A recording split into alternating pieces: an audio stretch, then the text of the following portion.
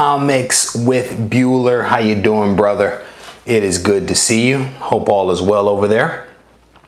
Webhead Comics, how you doing, man?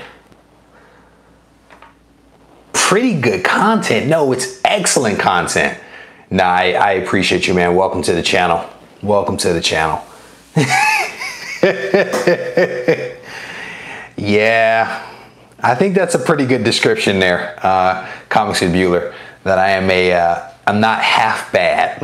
We don't want to exaggerate. You know, we want to keep it honest over here. White Whale Comics, how you doing, brother? Congratulations to you. Are you doing an did you upload your unboxing video yet? Because I don't want to give it away.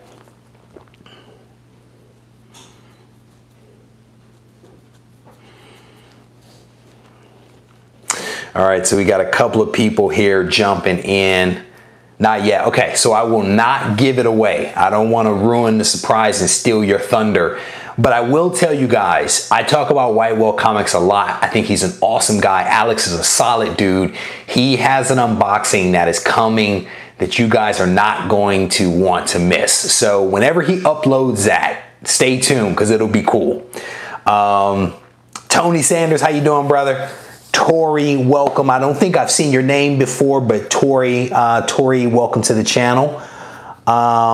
Looks like gold's gonna come up tonight. Possibly.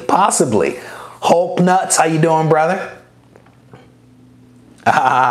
So what? Webhead Comics. Thank you, dude. I'm telling you right now that I have been rewarded tremendously since I started my channel several months ago.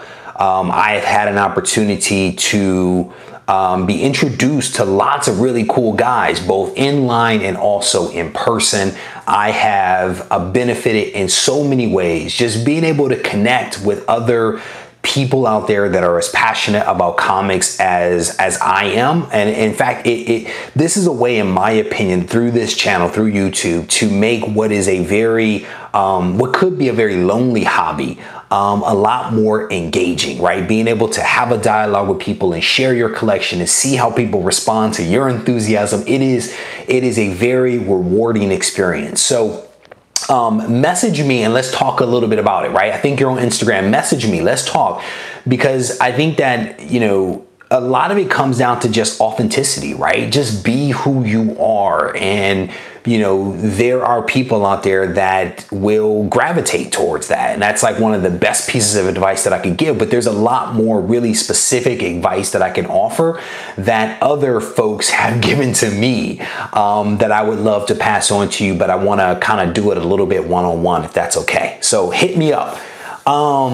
John's Comic with Kids, he says that he liked the JJ video that I just did. That video was cool, man. I'm telling you, I was reading that book, Amazing Spider-Man #10, and I got to that 3 panels and it blew my mind. I had never considered why J. Jonah Jameson hated Spider-Man before. It had never really occurred to me, and I thought that I knew, but when I saw those 3 panels and read them, it was clear as day why. And I think over time, his hatred has evolved into some other things. There's been some other fuels that have been added to the fire, but it started in that particular issue.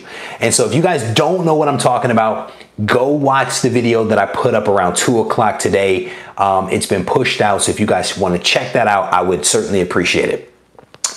Dre, you have been watching for 2 weeks. Thank you, brother. I appreciate you. There has been an incredible number of people that have joined the channel over the last several weeks, really. And part of it, I think, is due to Chris over at We Love Comics giving me a shout out. So I am very thankful to Chris for having done that, because a lot more people have discovered me. But the channel has grown tremendously, man. I remember when there was only like 100 people or so, 150 people, and the channel has experienced some phenomenal growth. We just about 2 weeks ago passed 4,000 watch hours, which is a big number. That's a lot of people watching content. And while the channel was relatively small, I think that says a lot about the people that are here, that they seem to be enjoying the content. And for that, I am very thankful. So welcome to you and to everyone else that may be watching this that is relatively new to the channel. I absolutely appreciate every one of you. And for those of you that have been here forever, I appreciate you too. So White Whale Comics says he's going to be uploading his unboxing video at some point. So again, be sure to check him out. My buddy Tech 31 Kid Ben just got here. How you doing, brother? It is always good to see you. Yeah, man, I'm telling you. So Tori just said that Chris, I'm telling you, some people receive Chris the wrong way, but Chris has never steered me wrong. And in fact, he reached out to me and provided me with some unsolicited advice very early in my channel. And his comment to me was, I see some potential here. And he went on to say that you can do better. He basically was like, you can do better than what you're doing. And he was right. You know, my first couple of videos, I was putting them out there just to see what would happen. It was honestly just for fun to see what would happen. And people started to respond, but I didn't improve the quality of my content. He basically pointed that out. He said, you can do better with a lot more words and a lot more context. But that's essentially what it boiled down to. And he was right. And I made some changes. I made some modifications. He continued to kind of provide me with some advice and counsel. And I am very thankful to Chris for that. So when they said, hold on, that could be word 25. What happened to... I don't know. I don't remember seeing that. James is asking a question around whether I saw some books back in September 1980 saying, I guess there were some ads in those books saying that the book could be worth $2,500. I don't remember that. I don't remember that. Dre just hit on the fact that I am a Marvel only guy. Brother, I'm going to tell you, at some point, I will read a DC book or two. At some point, I will. It will happen. In fact, somebody sent me some books that have not yet arrived. And one of the books, I believe, is a DC book. And I have committed to reading that book. So the fact that you are a DC guy, watching a Marvel guy, brother, I salute you for that. All right. So what I want to do today is I want to continue to build out my top 50 comics in my collection. This is like what everyone's doing right now is rolling out their top 50. But what I was challenged with, for those that haven't seen my previous videos, I was challenged with how to do 1 through 50 in some kind of order, rank order, or where it made sense. And I struggled. So what I decided to do was to actually take those 50 books and break them down into smaller videos arranged around smaller topics. And so the first one that I put out was my top 10 childhood books. The next one was my top 10 ASM books, right? Amazing Spider-Man books. That was a focus. And then I put out my top 8 Kirby and Steve Ditko books in my collection. So that's a handful of books right there. And today what we are going to do is my top 12 X-Men books. And what I decided to do for this one was I decided to focus it a little bit on the Uncanny X-Men. I thought that would be a good way to kind of keep it somewhat organized because it can kind of spill all over. And most of these books, I think, come from the very first series of Uncanny X-Men to even focus it just a little bit more. So I'm going to go ahead and jump into this. Are you guys talking about... oh, this, okay. I thought you got, oh, Iron Fist. Yes, I did see Iron Fist. I started watching it. I watched episode 1 of season 2. I liked it better than last season. I'm only 1 episode in. Episode 1 is a little slow, but already I like it better than last season. As I watched last season, I kept waiting for it to get better. I was like, one more episode, it's going to get better. The next episode is going to get better. This one is going to be the better episode, and it never did. But I think this one might be a little bit better. So, Hulk with Nuts is a bodybuilder like me. He says he needs to hit the gym. Brother, I could not disagree with you more. That scene in the subway with him with his shirt off, I was like, bro, do some push-ups, eat some food, do some more push-ups. All right, so let's jump into this thing. This is my top 12 Uncanny X-Men books in my collection. They are in no particular order. What I'm going to do is to run through a couple of books. I want to check the chat, kind of get caught up with you guys, but I'm basically going to be doing these books almost in order to some degree. At least the first part of it is in numerical order. So the first book this is a book that's been in my collection for a while. I've somehow collected maybe 5 copies of this book through acquisition of collections, through accidental purchase, whatever it is.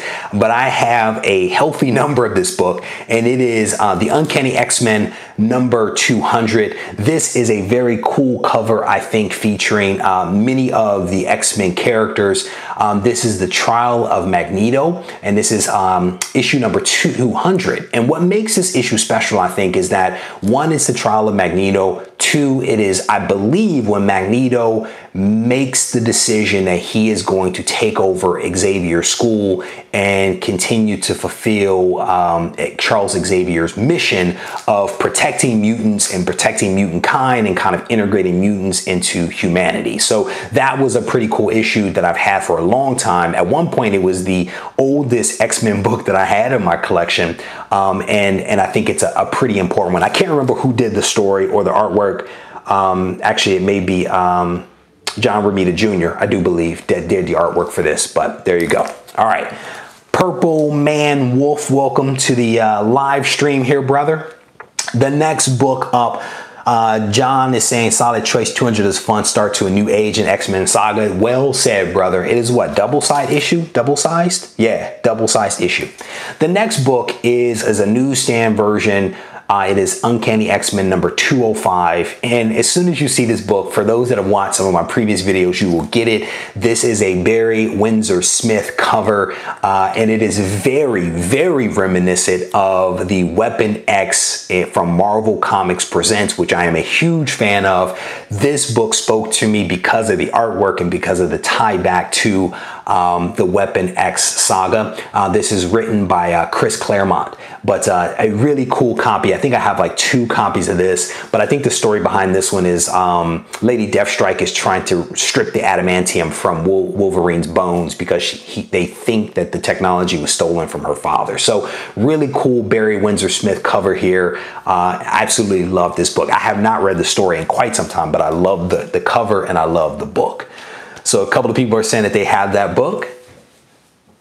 Oh, there you go. A couple of people, this resonates. All right. So the next book that I picked up, somehow when I start buying a book, somehow I end up with multiple copies. And I think I went from 0 copies of this next book to like 3 copies of this book, including like 2 that were like free. And I don't remember how they were free, but they were essentially free. This is Uncanny X-Men number 213. This is another Chris Claremont's cover.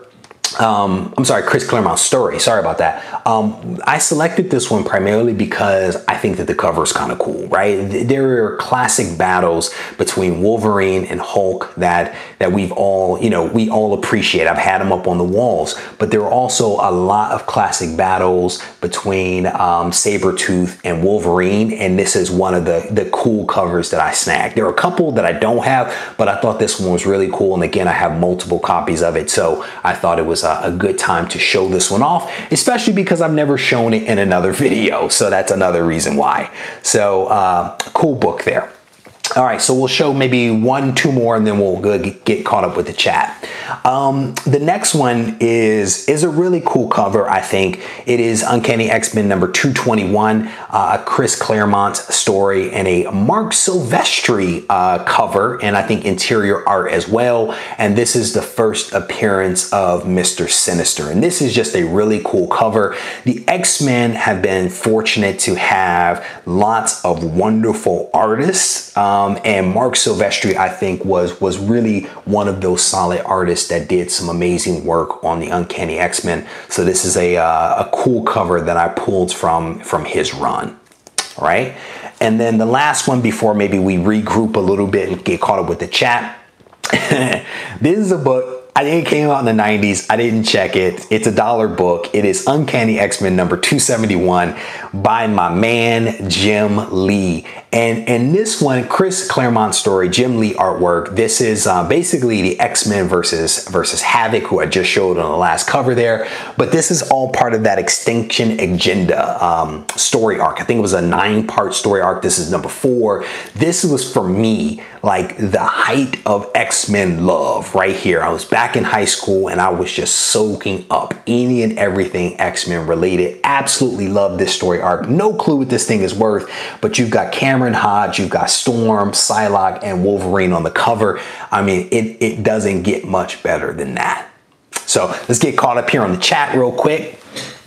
Someone saying that they're not a fan of Alex of the cover art on one of those books that I just showed, but likes the story art classic cover. Yep. A couple of people have it. Mark Silvestri, good dude. I have like a ton of X-Men number 200, so let me know. Joking. Tori Tate, stay tuned, brother. Something you just said in your comment, stay tuned. I am a big fan, Webhead Comics of Jim Lee. Big fan of that dude. I have a ton of his books. I actually just picked up his, I think it was Uncanny X-Men number 267. So it is after the first appearance of Gambit. It is the first time, I believe, that Jim Lee actually drew Gambit on a cover. X-Men 267. That was one that I just picked up recently. Not the best cover art, in all honesty. It was a little dark. It was a little funny pose, but it is still a Jim Lee cover featuring Gambit, which I thought was really cool. So John's Comics with Kids is saying Extinction Agenda, definitely part of his childhood. Absolutely, brother. We must be about the same age, maybe, because I remember rushing to the comic store to get Extinction Agenda, to get the Jim Lee books, because I just found them to be amazing back in the day. So love those covers, and it sounds like this is definitely resonating with you guys as well. John, I am 42, so there you go. Very true story. All right, so the next book up, and if what you notice is that I'm kind of touching on a couple of things. I'm touching on Chris Claremont, right? Because he basically wrote just about forever, right? But a lot of it is his artwork, but it's also some of the pivotal artists' work on the title. And there's a lot of wonderful artists, but I just kind of picked a couple of my personal favorites, which brings me kind of sort of to this next one. This is Uncanny X-Men number 281. This is when a new team is born. And I think this is the gold team, when some of Xavier's original X-Men return to the team and a new team is kind of formed. This is written by John Byrne and Jim Lee and Wills, actually, I think that's how you say it. Wills actually did the cover art for this one, but I remember seeing this one on the shelves.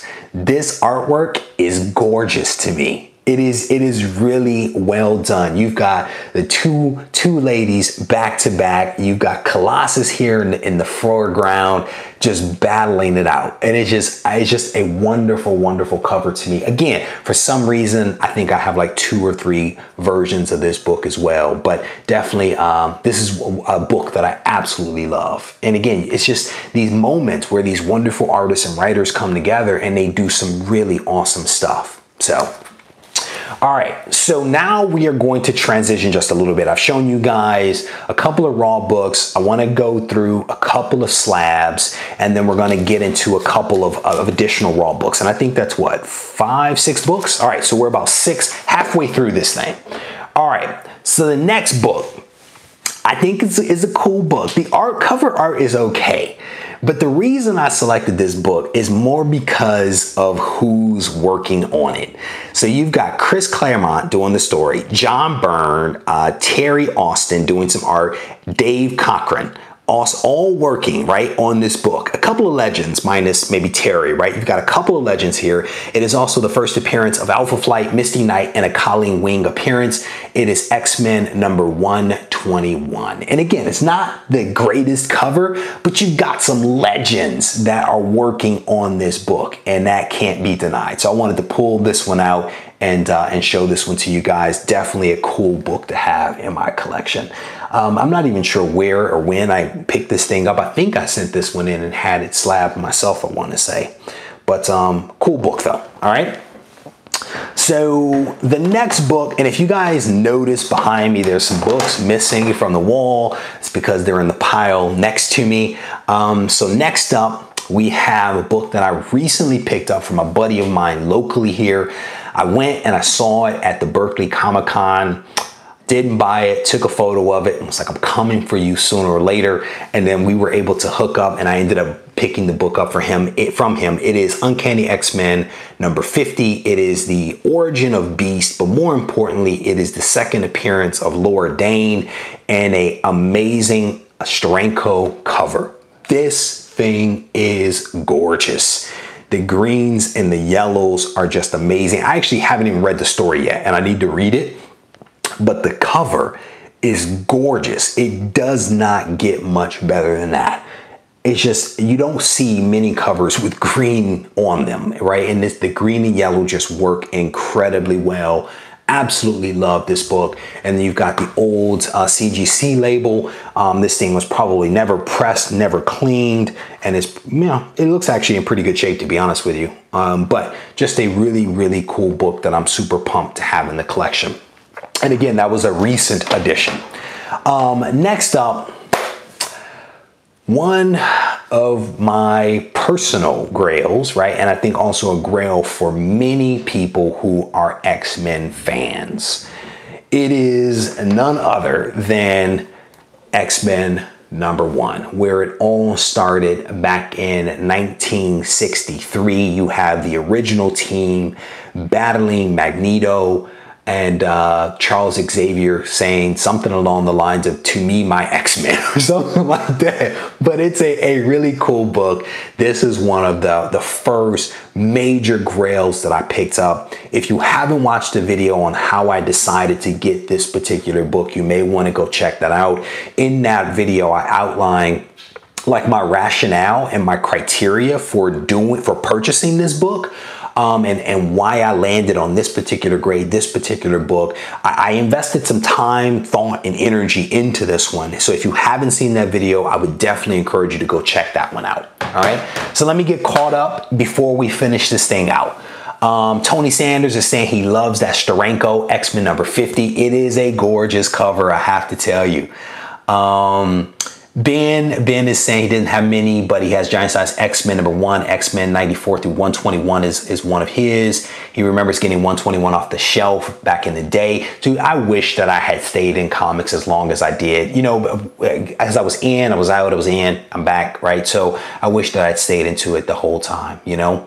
Hulk is saying that he's into Alpha Flight now with the tie-ins with Sasquatch and the Immortal Hulk. You know what, brother? I don't think that I've seen that. I'm guessing that storyline right now is happening in the Immortal Hulk. I'm a little behind on that one. So maybe you're alluding to something I have yet to read. So I'm gonna have to check that out. Yeah, Ben, you recognize that X-Men 50. Yeah. Oh, Gifted new season. Yeah, I want to check that out. I enjoy season 1, man, with Laura Dane. That's when I realized that I wanted to, that when I saw her in Gifted, I Googled it and then I realized a couple of things. And that's when I was like, I want to get that book. I want to get that 50. That was part of what motivated me to look into that. So, yeah, Webhead Comics is talking about he is trying to get X-Men #1 without breaking the bank. Good luck to you, brother, because one of the things that I was really focused on when the whole Fox Disney deal was being discussed was, what books do I want? Am I going to get that could be impacted by this deal? And there were 2 of them that in my mind I really wanted to get, that I thought that I could get, that I knew would be impacted. It was Amazing Spider-Man #1 and it was X-Men #1. Both of those books were books that I tried to pick up because I thought that they would run up like crazy, and I want to say that that is exactly what's happened. So what I will say to you, brother, is good luck. Good luck in getting one. I will keep my fingers crossed for you, and I sincerely mean that. Tony Sanders, my girl, need that back. Okay. So, oh, White Whale Comics says he actually saw the video that I did on X-Men #1.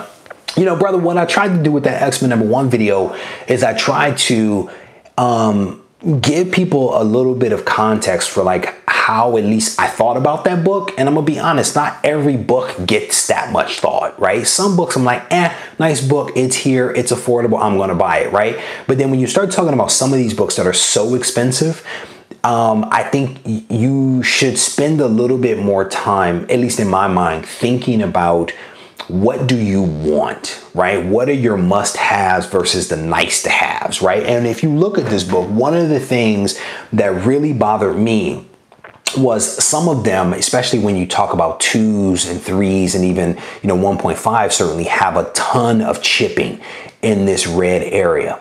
And this book has some of it, but it's acceptable to me. But there are some that are really, really ragged, right, in this area. And for whatever reason, that just really bothered me. The book isn't as sharp white as I wanted, but that's actually okay. I can live with that. There were so many that I saw, because I originally was thinking I was going to get like a 2.5 to 3. Maybe a 3.5, but I struggle with the amount of money that it would take to buy that book and what I was actually getting. And so I consider myself fortunate to have been able to do what I did, making fewer sacrifices. So it's my whole point though is that sometimes you need to think through what you're willing to trade off based upon the price and how much you actually want to spend. So I'm definitely thankful for what I was able to get. So Ben is saying he remembers when X-Men #1 in low grade could be had for 150 to 200 bucks back in the 80s.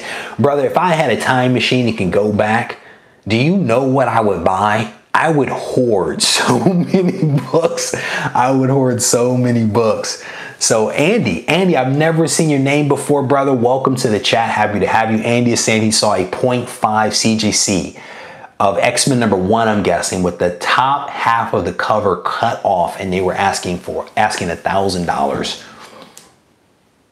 Crazy. It is definitely crazy. So the prices. So in all honesty, right? And I'm not bashing this. I'm not trying to say you guys shouldn't get it. X-Men #1 from a reader standpoint was okay. It wasn't great. It wasn't okay. And I'm simply saying that because I'm comparing it to this book, Giant Size X-Men #1. This is the new team, right? This is where the new X-Men, Nightcrawler, Storm, Colossus, Thunderbird all make their first appearance, right? This is the new team. This is the team that I really loved. This read is wonderful, right? In comparison to X-Men #1, I absolutely love this book, and I enjoy reading it from cover to cover. X-Men #1 was okay.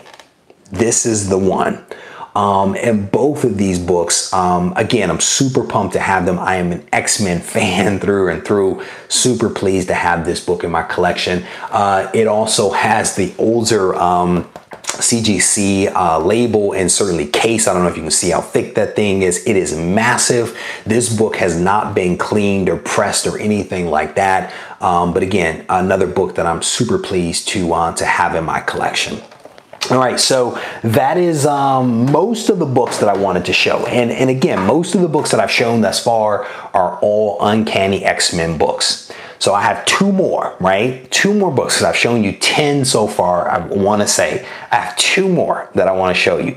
These are not Uncanny X-Men, but they are X-Men books.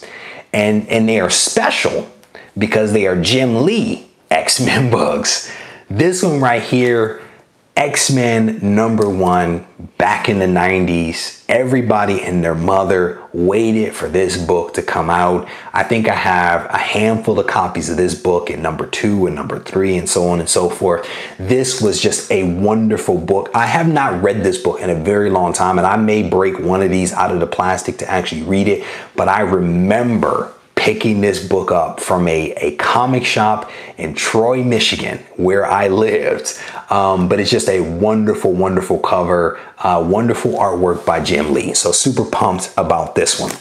And then the next one is one I think one of you showed just recently in one of your videos. It is a newsstand version, #4, that I picked up off the rack.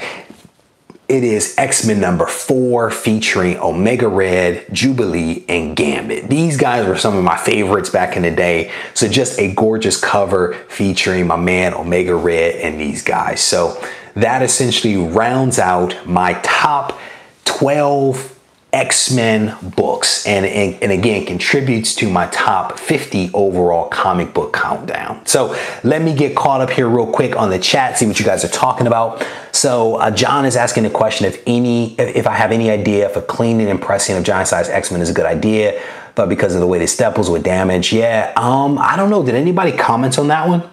So one of the things, honestly, John, that I've thought about is doing that very thing.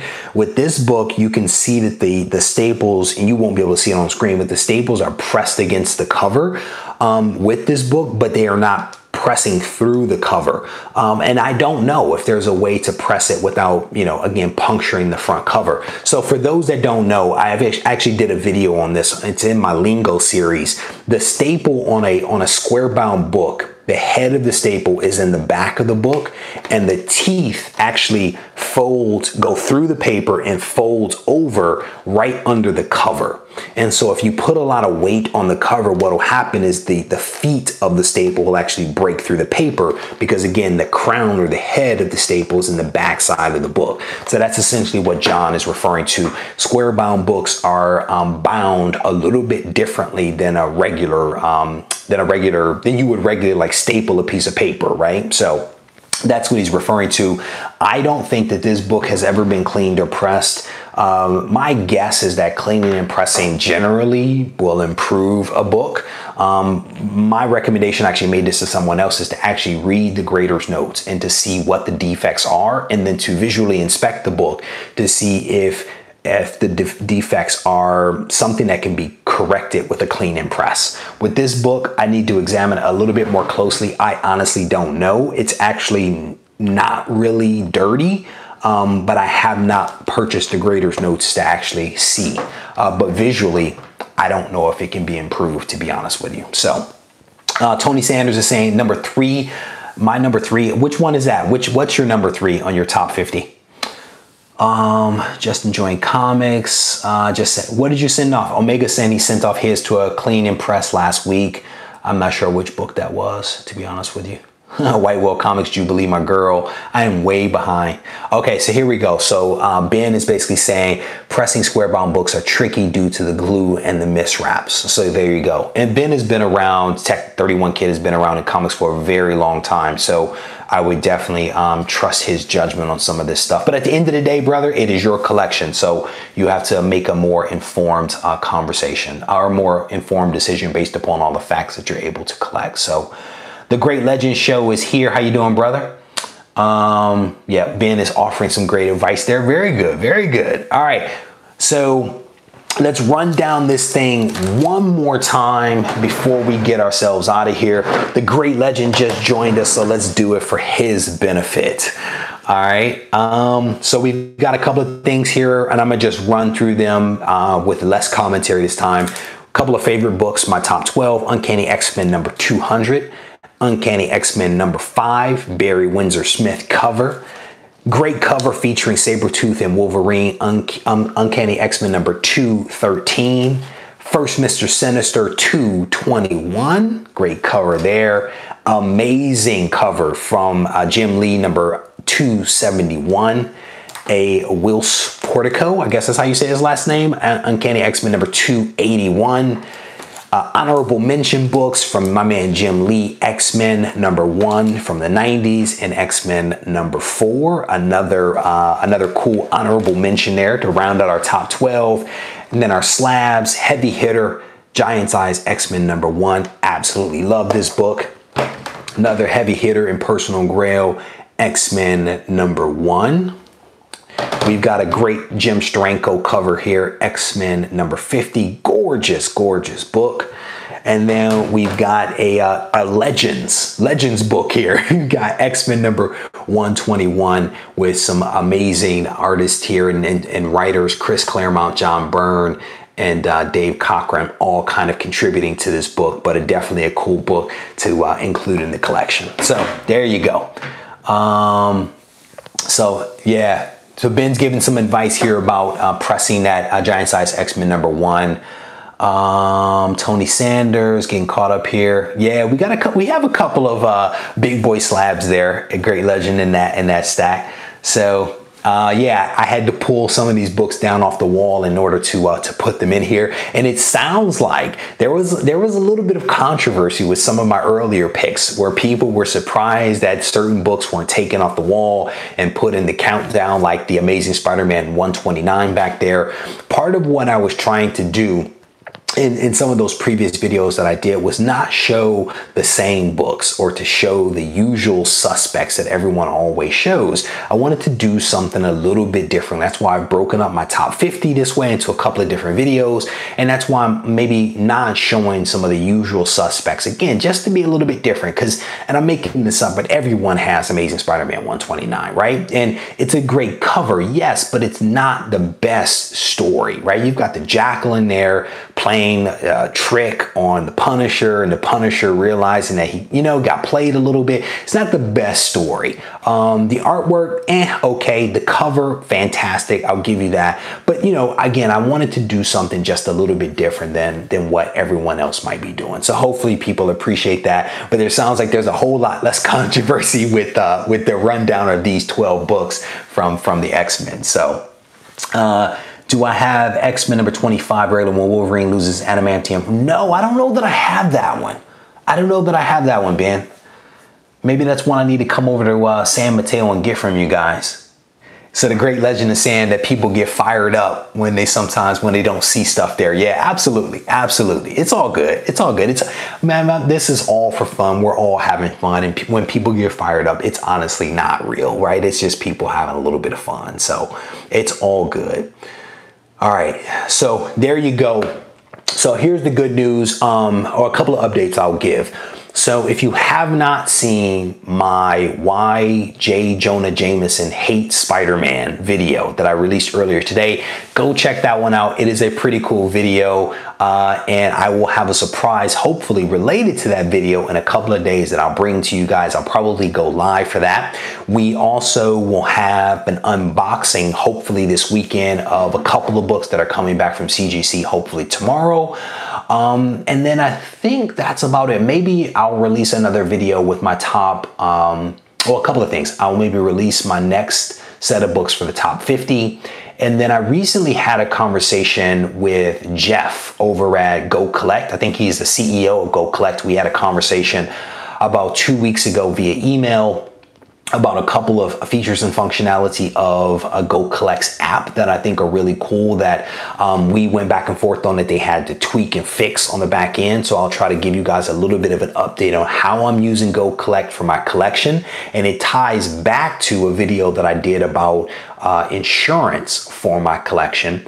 And then I'll also provide an update on some back-end technical changes that Jeff and his team were able to make to their website, which affects many of you guys out there. So with that, I will say, hold on, let me get caught up real quick. Keep comics free. The great legend, brother, I appreciate that. Thank you for your willingness to go back and check that out. JD, stay tuned. I've been waiting to make this video for you guys and for myself really for a while. JD, Kingpin, I think you guys will appreciate this video if you're using Go Collect. I tried to use Go Collect in a slightly maybe different way. And again, it ties back to the video that I did about getting insurance for your collection. So it relates to that. And again, you guys know I operate kind of in series or themes. And I think it's going to be a cool video as soon as I find the time to piece it together. So hoping that you guys will stay tuned for that and we'll watch it and we'll hopefully enjoy it. I want to thank you guys for spending a small part of your day with me. I absolutely appreciate it. More to come. I've been a little quiet this week just because I started a new gig and it's been a little hectic at work, which puts a little pressure on my evenings.